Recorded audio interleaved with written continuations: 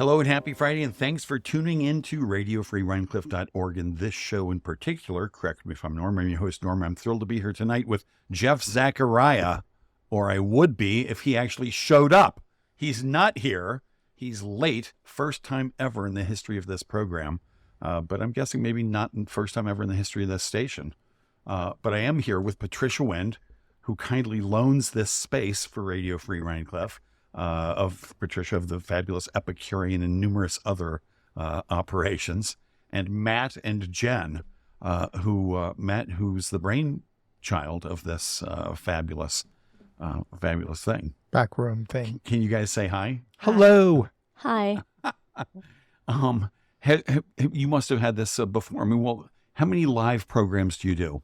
We have just a few. It's few, but this is the first in Radio Free Rhinecliff history. We have never not had a guest come when we expected them. That's good. We've had cancellations ahead of time, but that's a different story. I'm going to make some sort of snarky plaque for Jeff. Yeah, I think that's appropriate. Yeah, we can put it up in the studio here. Patricia, hey, I've been begging you for years to come in and sit here and talk with me. Yes. And now you're here, albeit probably only just for 7 or 8 minutes. We'll see what time he gets here. Yeah, good. So, what's your deal? Are you from Rhinecliff? No. Where are you from? All over. Where did you graduate high school? Waseca, Minnesota. Waseca, Minnesota? Yes. And what is that near? It's an hour south of the Twin Cities. The Twin Cities. Yes. Nice. Yeah. So southern Minnesota, not up there by the other 9,900 lakes. Not near Fargo. Yeah. No. But there are 10,000. Yeah. Well, I think there's actually 20,000 lakes in Minnesota. Is there? Because the license plates, don't 10, they just say 10,000? Yeah. Yeah. Land of 10,000 lakes. I went to camp there one year up in Ely. Yeah. Yes. It was a fishing and canoeing camp. Mm-hmm. And did you grow up fishing and canoeing and hiking and hunting and any of that stuff? No. We moved to Minnesota when I was in 7th grade. So where'd you move from? Texas. Where in Texas? It's a hell of a move. Outside Dallas. Okay. Yes. Like Garland or? Yeah, actually near Garland, Rockwall. Uh-huh. Yeah. Right. They were like our competition in sports and stuff. Did you play sports? No. You didn't compete against Garland? I did not. Did you play sports in Minnesota? No. Did you pick any Minnesota chit chat? No, you betcha. Oofta. And was it tough to move at that point? I mean, junior high is a tough, awkward time for everybody who ever breathed. Yes. But I moved to Texas in 5th grade. So I had already had, another move under my belt. And where did you move from to Texas? Oh, Fancher, New York. Fancher? Fancher. Yes, which is like a hamlet of Holly. Hamlet of what? Holly. Holly? Holly. A hamlet in the great metropolitan area. Yes, it's near Brockport. Of Folly, which is near Brockport. Yes, halfway between Rochester and Brockport. And then how did you get from Minnesota to here?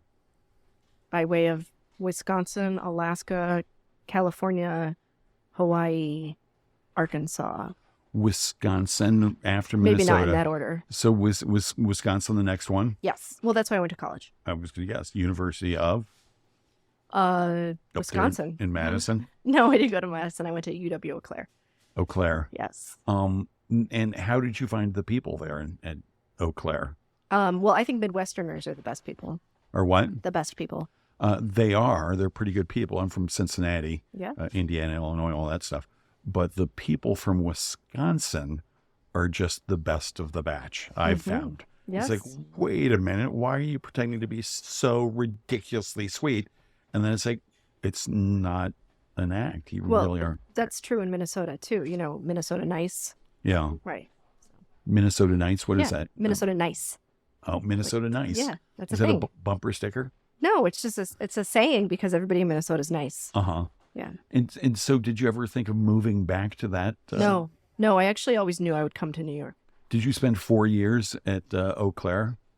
I started at Minnesota State University, Mankato. So I did 2 years there, and then I did 3 years in Wisconsin. Okay. I think, I'm sorry, Norm, I think she has to clarify a little bit about her age when she started. No, I don't. I think you do. Oh, right. Told I you heard you no. were like, I heard you like 9 when you started I college. was 9. That's no, amazing. I wasn't 9. No, I was 15. 15. Yeah. So that must have been kind of interesting too, moving around, going to new places, being this like sort of impressionable, awkward age, and 15 is still super awkward. And then did you go off to college or did your parents live nearby?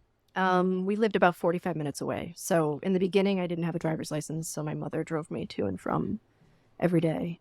And so you were extra good at school and probably extra smart, and you're going off to college. Did you have like big ideas of what you wanted to do? No, not really. I didn't really grow up thinking, oh, I want to do this or that. I guess eventually I landed on wanting to be an architect. Uh-huh. And that's what I started school for, and then changed to computer science. Smart. Yeah.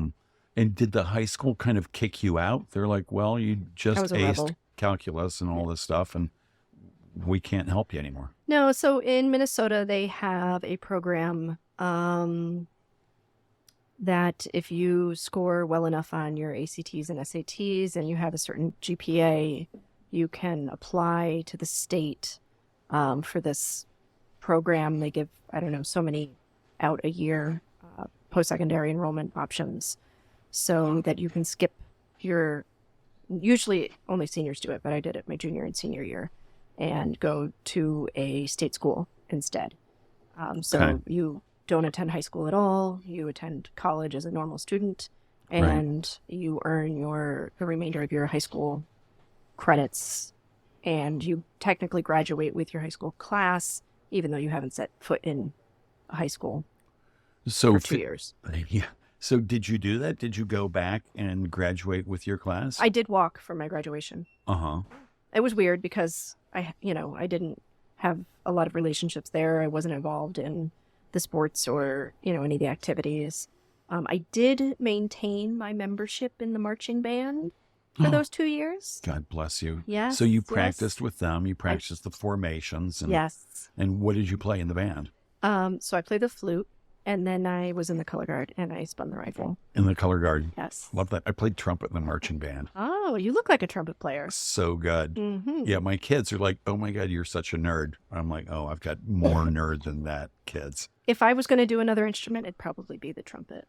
It was a blast. I don't know why I was interested in trumpet, but from like 3rd grade, I'm like, I want to do that. Mm-hmm. Maybe because it's just so noisy. Maybe. Oh, look who's sneaking up behind you and it's saving your guest here. Excellent. Yeah, my I was just tardy ready to guest. leave. Rats. Well, will you come back and talk more sometime later? Perhaps. Come on, just say yes on the air live so we can hold you to it. Nope. Rats. Well, thank you so much for filling in Patricia Wind of the Epicurean, who also kindly loans us this space, the fabulous nook at the Epicurean, where Radio Free Rhinecliff is headquartered. Now I'm here with I'm going to wrap my fingers on the table. Mr. Jeff Zacharia, first live guest ever to be late. Oh my God, I apologize. They don't do many live shows. We covered this while you're here. But and I don't like to be late for anything. Just got caught in the rain and the well, traffic. thank you so much for being here. I could not give you a hard time. And I deserved it. And you brought a bottle of wine, and did you happen to bring a wine opener? Of course. And wine glasses. And wine glasses. Now, Jeff, as is the tradition here, on Correct Me If I'm Wrong, people bring cocktails. Sober people bring different things. One friend, Mosto, who we all know, brought a lychee soda from the Valero, because he's like 4 or 5 years sober now. I'm like, well, sober up more. Lychee soda is a crappy thing to bring. And he pointed out correctly, he said it's probably the only thing you remember anyone bringing. I'm like, you might be right. But Jeff has not brought a cocktail. He's brought wine because he is a wine monger. Is that right? Sure, absolutely. Sure. I'm not even sure what monger exactly means. But, Jeff Zacharia is of Zachys Wine Empire, right? Yeah. And you grew up in this wine empire, and I'm guessing from a young age, sort of like a European kind of way, your folks gave you tastes of this or that or the other thing. I've drunk wine most of my life and enjoyed it. Yeah. And so what have you brought for us this evening? I have 3 glasses. I didn't bring 4. Okay. What did I brought? A rosé because Okay. it's summertime. And it's a great thing to be doing in the summer, I think. Yeah. Right. And this rosé has a lot of memory to me because it's one of the first. Well, the owners of this vineyard is one of the first vineyards I visited and worked at in 1981 and 1982. And how old were you then? 12? No. I was in college, so I was 20 or so. Okay. And where is the vineyard? In Bordeaux. Okay. In Bordeaux. Aubryon is the actual vineyard that I'm referring to, and it's a top Bordeaux house. And they very kindly, do you want to hear a long story? Yeah. Even though you're late, we still have a lot of time. Okay. They're very so my father said to me, I was in college, hey, if you're interested in really getting in the business seriously, you should go work in Bordeaux for a summer. And I said, great. And you were interested. And I was interested. And let me just back up. Did you have siblings? I have 3 siblings. Oh, boy. Boys and girls? I have 3 sisters. 3 sisters. And were any of them also interested in getting into the business? No. Really? Yeah. All right. Yep. More about that later. So your pop, but your dad knew that you were. Does anybody want another? I have a glass. One. Yeah. Okay. But your pop knew you were interested. Yes. You knew I was interested. I'd worked there my whole life, summers and holidays and everything. Well, oh, wait, one more glass being poured in and we'll cheers. And so you'd worked there and had you told him like point blank, hey, Pop, I want to be in this business? No. The long story is he kept telling me not to come into the business. Cheers. Good to be here. So nice to see you. Yeah. In a different setting. Yes. Yep. So for many years, he told me not to come into the business, but I really enjoyed it. I enjoyed wine and everything. And he said, if you're interested in learning more about wine, why don't you go work in Bordeaux for a summer? Right. Why did he tell you not to go into the business? Because when in the 70s, when I was growing up, he used to work very hard in the business, and we were just struggling. We were doing okay, but we were struggling. The delivery vehicle was his car to get home. We couldn't afford another one, and he'd have to wait to come home for dinner till all the deliveries were done. So sometimes dinner would be at 7:30 or 8 o'clock because he used to get him frustrated. Right. But he seems, I read a little bit about this online. He seems like he was a real go-getter in the wine business, and maybe like after the 70s, all of his hard work and innovations started to pay off. Yeah, absolutely. But he had already convinced me not to come into the business at that point. You had been convinced? By him, yeah. So I was thinking I'm not going into the business. What'd you think he might do? I had no idea. I was out possibly building houses with a friend who you know. Who? Mr. Tobias. Okay. And I was just figuring it out. I was possibly going back to graduate school for psychiatry or psychology, and trying to figure out what I was going to do with my life. And wine was a passion, but not a profession. So you're 20, and at this point, he knows that you want to do this against his advice. First son ever to go against his father's advice on a career, and he said, "Well, if you're serious, you want to go over to France?" Yeah. And you said, I am serious. Yeah, I love the business. I love wine. I'd love to. It seems like a great thing to do. I speak French, and I thought it'd be a great way to spend a summer. So he set me up at a tiny little chateau in Bordeaux, not this one. Oh, okay. That's part of the story. I had no idea. I said, great. I didn't pay any attention. Way in the boondocks in the middle of nowhere. Yeah. Right? Literally, I had to take a bus, and then, somebody picked me up to drive me because the buses don't go that far north. Well, it was probably impossibly gorgeous, too. It was. But the owner of the chateau, all of a sudden, who's supposed to be there with me, had to leave for emergency. And for a week, he was gone. And I'm stuck by myself in this little house with a bicycle. I show up on a Thursday. I didn't know that Friday was a long holiday weekend. I had no food. It was just the two of you? It was just me. No, but it was you and the guy who ran the vineyard? Well, him and his wife would live there normally, but they all of a sudden unexpectedly had to leave. Everybody left. Everybody left. And literally none of the stores were open.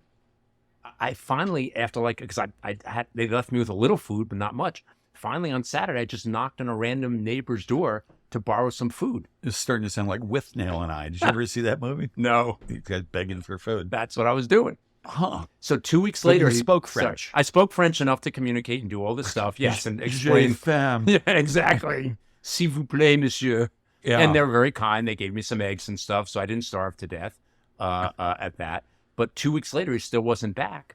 And there was these other people traveling around in the business who knew Zachys and everything, and they're up visiting this vineyard. And they said, "What are you doing here?" And I explained my story, and the owner wasn't back and goes, "Well, come travel with us." So I abandoned that chateau, that little chateau, and I was traveling with them. Did you ever hear from the owner of that chateau? Yeah, he's a friend of my father's. It was all fine. He's a super relaxed guy. He goes, "Good for you for doing this other stuff." Right. Right. So he didn't leave with like a long list of chores. I was like working with the people. Harvest like 8 hectares of. They were during the week. There was workers who would come, and I was working with them and Okay. stuff and figuring stuff out. Uh-huh. And I was traveling around, and I went to visit Aubryon, which is, I went from Graysac, this tiny little chateau, to Aubryon, And which that's is what the we're best of the that's what we're best. drinking. This is another wine they produce. It's Okay. not actually Aubryon. Okay. And the winemaker said, "What are you doing working there? You should be working here." And I said, "Okay." Packed up my bags and moved from this tiny little schlocky place to one of the best chateaus in Is that a French word, schlocky? Yes. Well, and so you worked at Aubryon for the rest of the summer. Yep. And when's the harvest? When's the vendange? September, October. I was back in school. You were gone. Right. And you're back in school still thinking maybe studying philosophy, psychology? I was a history major. Okay. No future in that, but sorry. You bad know, joke. you could teach. No, it was a joke because it all happens in the past. So I was in school studying history, really not knowing what I was going to do. Enjoying wine. It was my passion, not my profession. Graduated out of school for about half a year. And my father said, "Why don't you give it a try? I'd love for you to give it a try and work in the business." And I started around Thanksgiving, and I said I'd try for 4 months and see. I'd let him know in March. So you had your degree. I had my graduate In history. undergrad degree in history. Uh-huh. And I went to work in the business, and I knew within 2 weeks Where was the business? in Scarsdale at that point. And that's where you were living, I guess. Yeah, well, I moved back home at that point with my father. Right. Right. And your mom. And my mom. And the siblings, are they older or younger? I had one older, 2 younger, and at that point, at least one was still in the home, maybe 2. I think just one, the youngest was at home. So you're back in your old bedroom. Oh, yeah. It was strange. None of the sisters had moved in while you were gone? Nope. I love that. Your old catcher's mitt hung in the wall. Oh, yeah. All the old stuff, all the old high school stuff. It was ridiculous. Yep. Yeah. That must have been kind of weird in a way. It was weird, and I was having nightmares about being late for high school, right? I'd wake You up. were. Yeah. So this late thing really has been dogging you your you're whole right. life. Yeah. Nightmares about being late to high school. I love that. So would you drive with your pop to work in the morning and drive home with him at night? Not usually. Not No. usually. Sometimes we would, but we'd see each other plenty in the office. And all you had was that same bicycle from France to From Porto, exactly right. So you went to work separately and you'd see him around the office. Yep. How many other people were working in this office? At that point, we were probably 20 people. That's pretty good. Yep. So at that point, if you got 20 people, things are starting to go a little better for your pop. Oh, absolutely. He's Which is why he asked me in, he's because he's already accepting- doing much better. He's accepting credit cards. Has he started his auction business? No, we started the auctions in 2002. Okay. So this was 83 when I joined the business. Okay. So long after. And what were you doing? I was working the floor, selling wines, going tastings, buying a certain amount of things. In those days, everyone did everything. So Right. this was a retail It establishment. was a retail establishment. Yeah. and I guess, the internet didn't exist. The internet did not exist. And so there was probably not a lot of interstate orders. No, there was people coming interstate drive. Our slogan was "Take a drive to Zachys," and then and still that's our slogan. And we are a drive-to destination. People are very happy. So even then, people were driving to us. And why? Why would they make that trip and not go to their local wine monger? Yeah, because we offered, most local wine mongers, and there's good ones, have a very limited selection of fine wine. We were always passionate and focused on fine wine and offer a much wider selection than most local stores do. And did you sell liquor at that point as well? Yeah, we sold liquor then too. But so you had a bigger selection. Yeah. That's why you were a destination. Bigger, and we were so passionate and focused on fine wine that it was a more interesting selection as well. Really? That's amazing. So more interesting, as they say these days, curated selection. Yep. And does that shop still exist? It does, although now we're in Port Chester, not Scarsdale. Okay. So It does. How does it still exist if you move? The shop's not the shop. original shop, but Zachys retail store still exists. How many square feet? The square feet of, you're not asking the right question. All right.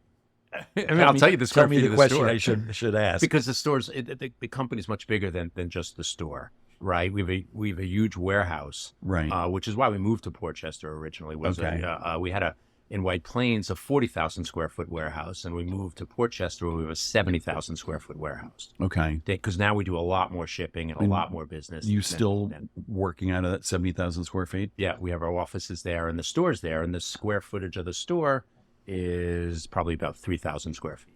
Uh-huh. Maybe a little smaller, 2,500. And so how was it working with your dad? So look, it was I feel blessed to, he's still alive. He's 92. He's not really involved anymore, but I feel really blessed to have been able to work beside him for 35, 40 years. Were there challenges? Of course. Yeah. But it was really wonderful. But he sounds like a pretty good guy. Like, no, don't, when things weren't great, don't do this. And then when things start to get better, we'll test it out. Like, he sounds like a pretty low pressure and clever guy. He very clever and did unbelievable stuff to grow the business. The challenge from a business point of view is he never said, "Hey Jeff, here's the next thing that I want you to start taking over." He just kind of stopped doing it. It was really interesting, and I would notice, this really hasn't happened in a while. Maybe I should step in and Give start me an doing example. it. Well, so we would Like paying the electric bill. Wow, the lights are off. Pop's not. that it wasn't, but so we would do these gazettes, these Zachys gazettes, we'd call them. Yeah, I've seen them. That we'd mail out to people 6 times a year. Uh-huh. And he used to drive it and organize it, make sure the next one was going out. Were they ever, tipped into the newspaper? Sure. They were Okay. tipped into the newspaper as well. Gotcha. All of a sudden, there was like a 4-month period where no one was focused on it. No one was doing it. I said, "Hey, how come this hasn't happened? Do you want me to drive the next one forward?" He goes, "Yeah, good. You should do the next one." So did you talk to him about this later? Like, hey, Pop, was this part of a grand strategy? You're just going to stop doing shit? Yeah, no, I never did. I should have out of curiosity, but no, I never did that. Is he still sort of there mentally now at 92, 93? Yeah. I mean, he'll forget things, which is normal at that age, Yeah, right? me But he's too. in pretty good shape. Yeah. So, yeah. And I could ask him now, but he's not going to remember that at this point. And so at some point, did he just sort of stop coming in completely? He didn't formally retire? And you're like, wow, Dad's done. He's still coming in. As people ask how he's doing, I say he's still coming into the office and causing trouble. Right. And as long as he's doing that, I'm happy. Yeah. Because that's saying that, his health is still good enough that he can do that. That's amazing. Yeah. Well, it's all that wine. Yeah, you're right. All the red wine for the health. Let's all the drink red to wine. that. Yeah, sure. The health of... I'll have to drink more since this is rosé. Well, rosé is a type of red wine. If you want to get... if I can get nerdy on you. Please, wine nerd away. I know nearly nothing about wine. So rosé is made from a red wine grape, and they just leave it. They leave the juice on the skins for less time than they would for a red wine, so it picks up some of the pigmentation, some of the color, but not all of it that you would see in a red wine. Uh-huh. Well, this is a delicious rosé. Thank you so much. My pleasure. Happy to share it with you. So, was there a formal retirement for your Pop, even though he's still coming in? No. But you're the president. I'm the president Zach- CEO at this point. I don't President think it's CEO. been changed in the documents, but yes. I changed in the documents. On the website or whatever. But Yeah. And what is his title? Chairman Emeritus. At this Emeritus. point. Yes. That's pretty good. Yeah. Yeah. And Mom, is she around? It's my stepmom. Oh, okay. And yes, she's around. Okay. Yeah. My mom passed away when I was 10. A Oh, long time ago. I'm sorry to hear that. Yep. That must have been pretty traumatic at age 10 Yeah. to deal with that. And the sisters, too. Yep. And just a question, since we're here. I mean, did you and the sisters sort of gather around? Did you support each other during that difficult time? So one sister was 2, right? Right. So that was different. But with my sister was 2 years older than me, yes, we got very close after that. Right. And have stayed close. I'm close to all my sisters, but the fourth one's a stepsister. But we bonded with my older sister. We bonded in a way because of that Right. tragedy. And you said you're still close with all of them. Yep. Any of them in the wine business? Nope. But None my of them younger eventually sister's found their way back. my younger sister's husband is my partner in the wine business with me. Okay. Your younger half sister. My full sister. I have Oh, the full sister. Right. Yeah. Oh, the very youngest is the half sister. Correct. Yeah. I see. I need a chart. I know. Keep Or all she's. this straight. I guess she's a stepsister, not a half sister, to be precise. Okay. Anyway. All right. But your younger full sister, her husband is your partner in the business. Yep. That's nice. Yeah. So this business started nearly 60 years ago? No, longer than that. Nearly 80 years ago? Yeah, it started by my grandfather Oh, in 1944. wow. 80. I'm working through the Yeah, math. 80 here. years is next Yeah. year. Yeah. And my son's now in the business with me, so he's the fourth generation. That's so cool. Yep. And it's a privately held business. Privately held company. That's so nice. Yep. And how old's your son? He'll be 30 in a month. Right. Huh. And are you as cool a boss for him as your dad was for you? Is he listening right now? I don't know if he's Laughing, listening or not, saying, right? "No." Yeah. Am I as cool a boss?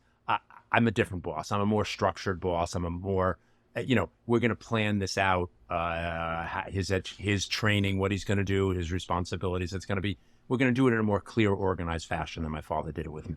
Right. Right. And so you joined right after college with the history degree. Did you ever go back to school and get the business degree or? No, I learned it on the job at that point. Right. And what about your partner? Does he have a? No, he does not have a business degree either. But you guys are doing great, it seems. Yeah. The business is still pumping along, very well. We're super happy with it. Uh-huh. And what percentage of your business is through the brick and mortar part? So there's two ways to answer that, right? Because we have two Yep. main businesses. We have the retail and the auction business, right? The brick and mortar on retail alone, which is really, I think, the way to answer it, is 15% or so. Right. And the rest is we do a lot of, we reach out to a lot of individual clients, high-end clients, and sell to them. Excuse me. Of course, we have, the internet business as well. And we have a lot of pickups. A lot of customers love to just order online with us and pick up in the store. Why do you think that is? It's just convenient for them, right? Shipping wine is heavy and expensive, and people sometimes are a little reluctant because of temperature and stuff like that. So if they're at all within the area, it's just the easiest way for them to organize. As opposed to coming to the store and ordering it, they order it ahead of time, and they can just come in and out very Right. quickly. Huh. I like to browse. Well, and we love that too. Huh. And so when you were in the store, people like me coming in browsing, you're like, hey, can I give you a hand? I'm like, no, I'm fine. Even though I'm not, and I'm just looking, trying to see if there's something maybe I recognize, which is a long shot, or something with a cool label, or maybe something in the liquor store here, here in town. They have descriptions of everything. And that's super helpful. So I'll interrupt for a second. Please do. When someone comes in the store, and I hope my team doesn't, I don't want to ask them a yes/no question that shuts me off, right? The question I like to ask them is, have you been here before? That's a yes/no question. Well, but then I can follow up with the next one. If Sorry. they say yes, sorry, so I didn't state it quickly. No, I'm just being a right. jerk. No, but you're right, actually, right? If I say, do you need any help? And they say no, then I have no way forward with them. Right. If I asked if they've been here before and they go, no, I go, great, let me show you around a little bit. You've been here before. Well, it's easier to ask another question if you start a conversation that way. Right. To hopefully give them comfort to help you, that we can help them out. Right. Huh. So do you ever work the floor on that? Much store? less than I used to. I still am on the floor, yeah, especially now. So it used to be our store was in Scarsdale and our offices were at Plains. Then I was much less in the store. Now I try to be in the store a couple times a week. On the floor? On the floor. And I'm wandering around and talking to people and connecting a little bit. Uh-huh. It's in my blood. I love it, right? It's where I started. You love the retail. Yeah. And so at some point, if I get the story right, your dad talked New York State into allowing wine auctions. Yep. How did that happen? Well, so the complete picture is the auction houses wanted to do auctions in New York for a long time, and we were reluctant. And then we found the compromise that was made was that to get an auction license, you had to have a retail license for a minimum of 10 years. And the auction houses agreed to that, and that allowed a more interactive type of way because they needed us to do it. And it allowed a more interactive way for us to be involved in the auction market. That seems like a strange law. How did Sure. that happen? Did your dad have friends in Albany? Yeah. Well, the auction, look, in any legal setting, if all the parties are aligned on the law, the lawmakers will go, okay, if that's how you want it, and no one else is against it, they'll just roll it through that way. Okay, and he partnered with Christie's? We partnered with Christie's at the time initially. So you were working there at that I was time. fully involved in that at that point. Right, Yep. right. You want some more? No, I'm fine, thanks. Okay. Anyone else? That was so delicious. Good. Well, that sounds like a really amazing jump forward for your business. It was great. And, I often don't misinterpret this. We're not like Netflix, but it's a similar thing to what Netflix did, where they used to always, I was in my, they used to mail DVDs to everybody. Right. And then all of a sudden they flipped to streaming, and they invested, I couldn't tell you, countless millions of dollars into their whole distribution system of DVDs, and flipped to the next business. And we did that with auctions as well. While retail's still really important, auction is a huge part of our business now, and it ate into our retail business. Okay, if retail is currently 15%, what percent is auction? Well, so no, the brick and mortar store is 15% of the retail business sales, including nothing to do with auctions, but including the pickups and people and deliveries that we do, and the website and all that. People just walking into the brick and mortar and buying wine. That's 15% of your total business. Retail business. That's 15% of your total retail business. Right. The brick and mortar. Exactly. And so what's the other 85% of the retail business? Yep. We have what we call private client services, where a lot of passionate people, we just call them up and say, hey, we know you bought this great rosé last year. The new vintage is out. Would you like it again? And people like that kind of attention that we can offer them. These are the really passionate wine people who want that kind of interest. And so we sell a lot of wine that way. We also, the pickups, as I talked about before, and the deliveries that we do. That's the other portions of the business. Okay, of the retail That's the business. 85% of the retail business. Okay. And retail is what percentage of your total business? It depends how you measure it all, but it's like 40%, and then auction is 60% at this point. Okay. But you also do storage. We do for storage. people. Yeah. That's a much smaller portion of it. That's we're very happy to offer that, but that's really the smaller stepchild. And web sales you're counting as part of your retail. Correct. Right. I went on your website today. Okay. I figured, I'll look it up. And a little window popped up saying, hi, I'm, Carrie or Christy or whoever. Can I help you? And I was like, oh, yeah. And I almost said like, oh, yeah, I'm interviewing Jeff, tonight. Can you give me any dirt? Yeah.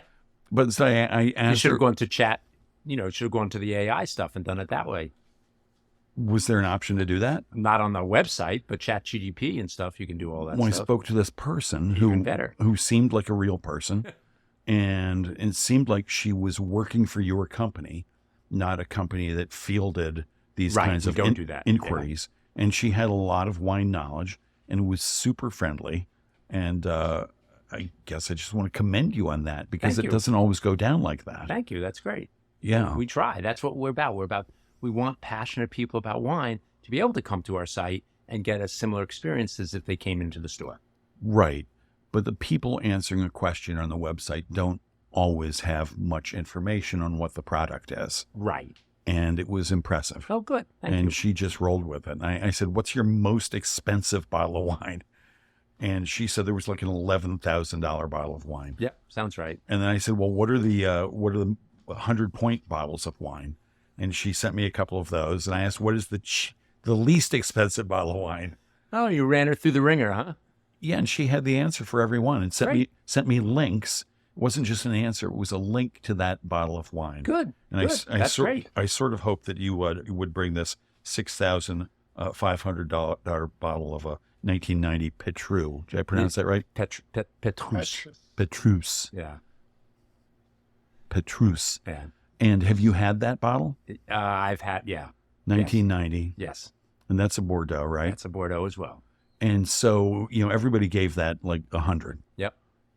And it sounds so dreamy. Yep. So how many times a year do you get to have a bottle of wine like that? So, many times a year. I don't open those wines myself. Those super high wines are super sought after wines. They're not wines that I'm going to open up. But when I'm with passionate wine people, collectors and all, very happy to open up wines like that. So a couple times a month, I'm drinking good wines like that. Well, I don't know. There's times where I, in a week, can have a ton of wines like that, and then I can go 3 weeks without having wines like that. I'm always drinking wine. But wines like that, it's really, waiting for the right people who will appreciate it, who will enjoy it. So. I would enjoy it. All right. Love to do that with I would you. enjoy it, but, I don't really have the reference, Right. oh, it should taste like that. I don't know. Right. So, honestly, very happy to have wine with you. I probably wouldn't be opening up 90 Petrus with you at this point. Forget about it then. Yeah, okay, sorry. But I'm happy to open up nice wines, and that's part of my passion is helping people educate, helping people get more educated. Right. So certain wines from certain regions, like Bordeaux or Petrus, they have certain flavor profiles. They're supposed, just like dogs. The dog just came into the studio. And, at the Westminster Kennel Club, or, the dogs have a standard. It's like, oh, well, they're supposed to be this, supposed to be that, can't deviate like that. And it seems like to really appreciate a good bottle of wine, you have to understand these standards and what absolutely. it should be. Just like with cars or watches. And there's hundreds of these standards, right? Yep. So, I mean, did you ever, are you, for all intents and purposes, a top-level sommelier? You understand these standards, you taste the wine, you see how it fits in vis-a-vis the... I don't know how to measure where exactly I fit in the in the pecking order, but yes, I certainly have a pretty deep understanding of all these high-end wines. I've tasted many of them. I've been very blessed in my career that I get paid to drink great wine. Right. Very lucky that way. Amazing. And I'm guessing most of the people who work there feel the same way. I hope so. We're a wine most people, there's a lot of people we hire. We love hiring wine passionate people who are willing to roll up their sleeves. It's a job like anything. Yeah. But those who are wine passionate are willing to roll up their sleeves and do the work that needs to get done. There is that real benefit of really drinking some incredible wines. Right. So when you're at like a wine tasting, how do you taste the wine? I mean, there's all these comedy skits, and then people make fun of this all the time. With the nose in the glass and swishing it around and gargling, and that's all part of it. And frankly, I was starting to gargle here, and I said I probably shouldn't be gargling here online. Can you? Oh yeah, because my 12 listeners will be pissed. Can you show me? Can you demonstrate? All right, so you're swirling the first thing you do is because a lot of what pour myself some more. Please do this with you. A lot of the taste that you get from a wine is in the bouquet in the nose. Okay. And you swirl it because that enhances the bouquet for a little period of time as you bring it up to your nose. So you swirl bring it up to your sniff right away. And sniff right away, then you drink it. And when you drink it, if you really want to taste it, I'll do it in a second, you're really sloshing it in your mouth because that enhances the taste. You just get more focused on it that way. All right, if you're listening, watch out, you slosh right in front of the microphone.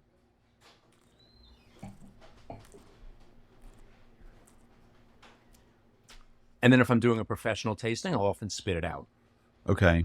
Because I'll be tasting 30 to 100 wines in a day, and you can't do that and drink it all. No, I mean, you'd be impaired by the end of it. Yeah. So you spit it out, but you're still getting some alcohol. Getting a little bit, yes, but not that much. Not much. So you never feel buzzed after like spitting out 100 wines. Maybe slightly, but not enough that I'm impaired. Not enough that I can't continue to do my job in tasting and understanding the wines. Right. And, obviously, then I'm not driving. Right. And when you imbibe in any alcohol, is it almost always wine? I do spirits as well, and I thought about bringing a cocktail tonight, but it just seemed simpler. I was coming from far away, and we are wine. So happy you brought wine. Oh, good. Yeah, I really am. Why? Why? Because you're the wine guy, and I love cocktails. I mean, I always order cocktail, mostly instead of wine. But I'm really happy you brought wine. Good. So I saw somewhere you were talking about a vertical tasting. And then I saw somewhere else somebody was talking about a vertical tasting over like 20 years or something. What is that? So there's horizontal or vertical tastings. Okay. And there's a couple different ways to skin that. A vertical tasting is often a vertical tasting of Petrus would be tasting 10 vintages of Petrus. Okay. Right? From 1990 to year 2000 or something like that. And seeing the difference, because in high-end wine, vintage really matters. And a great vintage like 1990 in Bordeaux you expect the wine to be exceptional.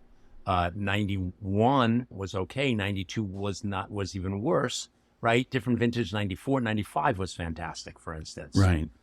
So so if you really want to understand a winery or a chateau, it's really great to have a vertical and to taste through 10, 15 years, something like that. And so do the chateaus do that for people like you? The chateaus, yeah. If I ask many chateaus, they'd willingly open up, 4, 5, 10 vintages. And they organize it, invite us to it too. There's times where they say, hey, I'm organizing this 20-year vertical. Are you available to come?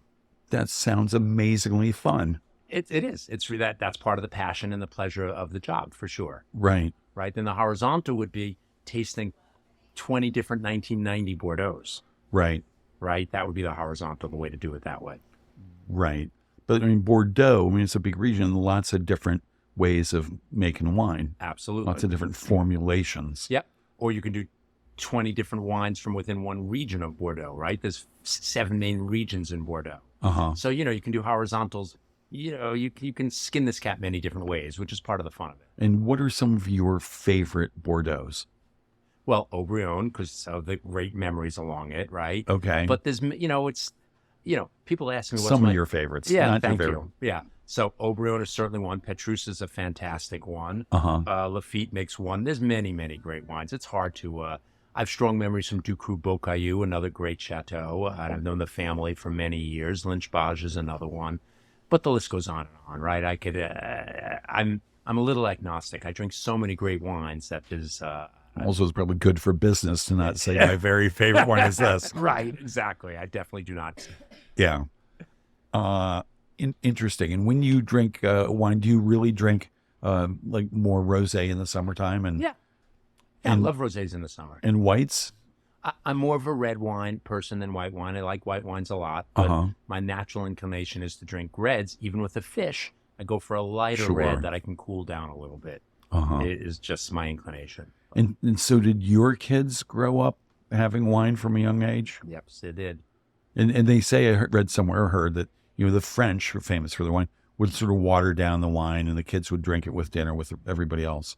We didn't water it down. We just give them little amounts. Right. When they were young. And a little more at bedtime. Here you go. Here you go. It's a really... Go to sleep and don't bother It's a me. distinctive Bordeaux. You should have another sip right before bedtime. Exactly. Huh. So you've got, how many kids do you have? I have 4 kids. 4 kids. Yep. And one of them, at least, is in the business. Yep. And what are the others doing? The eldest is married, and he's a computer programmer, works for a payroll company that does payroll for movie companies. Oh. Pretty interesting. Wow. We're around here? He works out of Brooklyn, yeah. Okay. Because payroll movie companies have very unique payroll needs that standard ones can't do. So he works for a company that does that. Oh, nice. Second son is in the business. Then I have twin daughters who are 25. One works for Toast. That they do for restaurants, all the credit card processing and stuff. She's worked for them for a couple years. And the other daughter works in the wine industry, works for a wine importer. We had somebody in here who worked for Toast for a little bit. Caitlin, I think. Anyway. It's a huge company. And the other, I'm sorry, I missed it, the last one. She works in the wine industry. She works for a wine importer. But not for you. Not for us at this point. At this point. I put no pressure on my kids to join the business. No, but it'd be nice. It would be nice, but she has to want it and has to be a position for her, right? It's same thing for my son. It has to work for the business, right? I can't. Right. And how many employees does the business have now? 130. 130. That's nice. So it's grown a little bit. It has. And you should be rightfully proud of that, I'm sure. Yeah. And just thinking about the business passing down, it's going to continue to be a family business. That's the hope. hope. Now there's 2 families. Yep.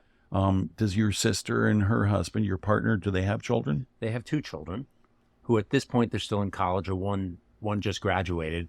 And we'll see. At this point, they don't seem to have an interest in the business, but we'll see. They're still young. But they should. It sounds like a delightful business. Well, you have to want it, right? Working in a family business is great, but it's really complicated and difficult. I had plenty of difficult times with my father and my brother-in-law, right? I mean, I'm no regrets, right? But you have to really want it. You have to really be committed to making it work. And do you travel much now, or at one point did you travel a lot? Yeah, I travel a fair amount. And where do you go to? So these days, I'm more involved in the auction side than the retail side. So I'm traveling more for retail or auction than retail. And you guys are one of the top wine auctioneers in the world, In the right? world, yeah.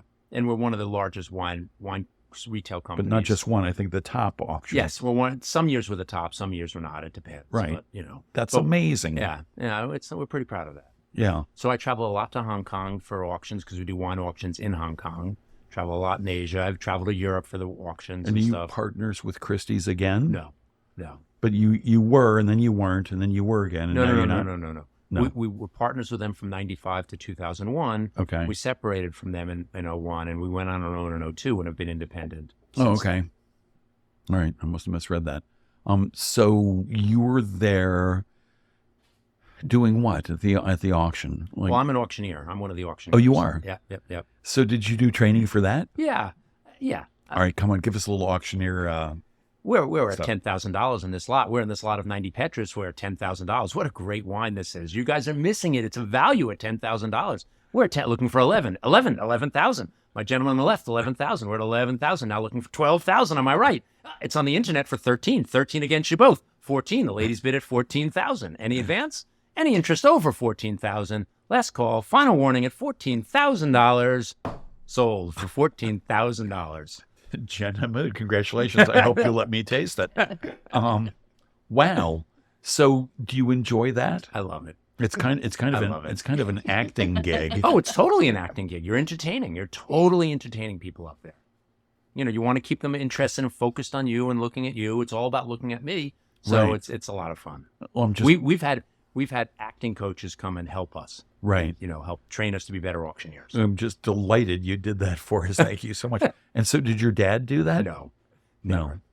He's more of an introvert. I'm an extrovert. I could do that pretty easily. And does your partner do that? No. He's more on the retail side. He focuses on the retail side. So you're the auctioneer for these auctions. Yep. But then One of you're the also sort of auctioneers, yeah. working the room, Yes. meeting with people saying, you know what, this thing's a good buy at Yeah. $14,000. We have a couple auctioneers because you want to change auctioneers. We'll be auctioneering from 10 in the morning till 5 at night. Right. So you want different peoples and different styles. And when I'm not auctioneering, I'm doing that. I'm in the room talking to collectors who are there, you know, getting to know them and discussing wines and life and philosophy. And what are some of the most expensive wines ever sold at one of your auctions? We've sold bottles of wine for $100,000. Right. You know, crazy prices. Lots for $600,000, $700,000, $800,000. And have you ever sold any that later turned out to be forgeries? You know, so that's a part of the business, Right. And it's something we pride ourselves in being really careful about not doing. For For obvious reasons. That's bad for business. It's bad for business, and it's the last thing we want to do. Right. We're very, very careful about that. I don't know if we, you know, there's been, you know, I'm sure there's been a couple times we've put things into auction, and after we've put it, before we've sold it, either we've withdrawn it or someone said, hey, I'm not sure that's real, and we've withdrawn it. I don't remember a time that we sold something that was actually then a known forgery afterwards. Right. It might have happened at some point. And what kind of credentials does somebody have to have when they say that's not real for you to be like, oh, okay, you know what, we'll take that seriously, we'll take it out, we'll reassess? Yeah. So the best credentials are when the winery, the chateau, comes to us and says that's not real. Wow. Right.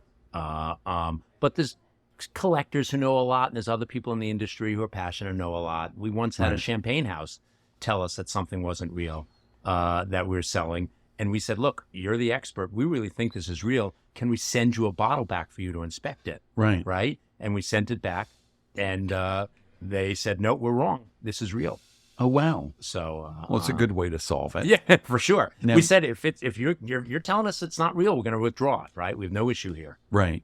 Now, years ago, in some like sealed up basement vault in Paris, this stash of Thomas Jefferson's personal wine was discovered. Right. And that interesting story. I mean, it made its way to me, I think, in the New Yorker or something. Yep. That was fake. Was it all conclusively fake?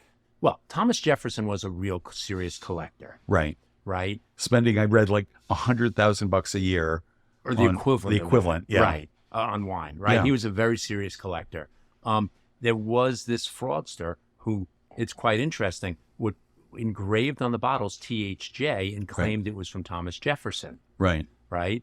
and the way that it was discovered, well, people really doubted it, but the way it was proven is somebody understood how the engravings happened, that the equipment didn't exist at that time. Right. Right. For those things. Because at the time they didn't have Dremels and stuff. Yes. They had something that spun but was stationary. I guess. I read this you just read today. the details on and that. Yeah. so you had to move the bottle around this thing instead of moving the thing across the bottle. Okay. So, yeah, that's the detail that I didn't remember. Incredible story and Yep. the sleuthing. Yeah. There's been been two really bad fakesters out there, and we knew enough to keep far away from both of them. Okay. Yeah. And so when a bottle of wine comes to you for auction, you're just like a Picasso or whatever, you're looking at the provenance. Yeah. Is that what you call it? The provenance, exactly. The Provenance, provenance, you're looking yeah. at the bottle itself, the cork, everything about it. It's not just the provenance that we do, although that's an important part. Right. But some wines, red wines, are recorked Yep. every decade or whatever. Mm-hmm. You're well informed. I'm impressed. I'm just faking it. Just guessing. Lucky guesser. And why are they recorked? The cork dissolves or? Corks over time. Now, it's not every 10 years. It's usually every 40 years or so. But Okay. corks only last a certain amount of time. And really great wines can last 100 years. Yeah. But the corks often won't last 100 years, so you need to replace the cork with a new cork. Right. Which makes it harder to sort of like track down Yeah. Yes. forgeries. Correct. But then the chateaus are being more and more cautious about what they do, and the new corks are properly branded so that they put in there so that there's some provenance on other information. So say I've got a 47 Petrus and it's time to recork it. If I return it to the vineyard, to the chateau, will they do that? In the past, they would have. They don't anymore. Okay. When wines were less expensive and people really weren't doing forgeries, it was easier to support all this and do it. These days, chateaus will almost only recork wines that have never left the chateau. Okay. Right, because of the risk of forgery and stuff Right. like that. Interesting. Yeah. So are there services that do that for, do you guys do that for We anybody? don't do that, no. And Smart. frankly, yeah, right. Even if there are services, nobody's gonna. If somebody chooses to do that, it'll lose its resale value at this point Okay. completely. Huh. So would it be better to take a wine to auction just before it has to be recorked and let the buyer do Right, that? or just drink it. Just drink it. Yes, yeah. It's getting more complicated to sell old, but now the newer vintages, they're putting in better corks that should last longer. Nobody knows how long, but they're all getting smarter in how they manage these things. So maybe a cork can last 60 or 70 years and won't need to be recorked. Right. And what about twist-offs? Twist-offs are great for many. Even this rosé we had tonight could have easily, in my view, been a twist-off. Right. Right? And I think what makes it suitable to be a twist-off? if you're going to open the wine in a year or two, you do not need a cork.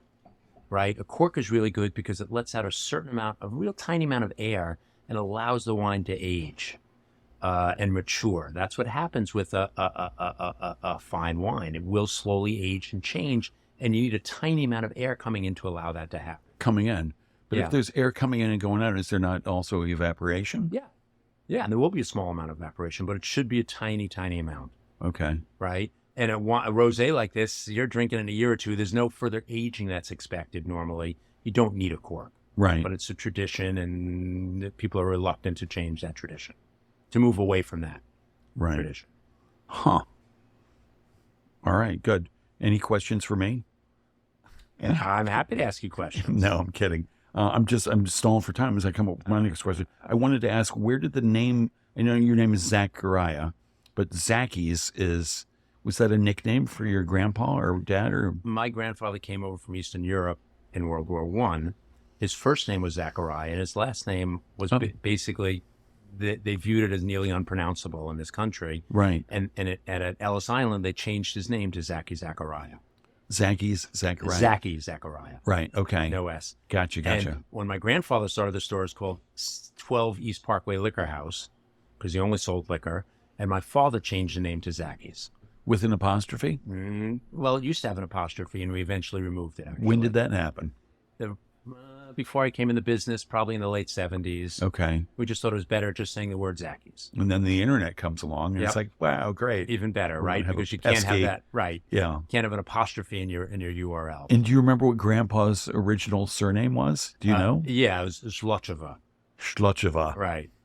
Yeah. And That's that's tough. what they did in those days. They changed those names.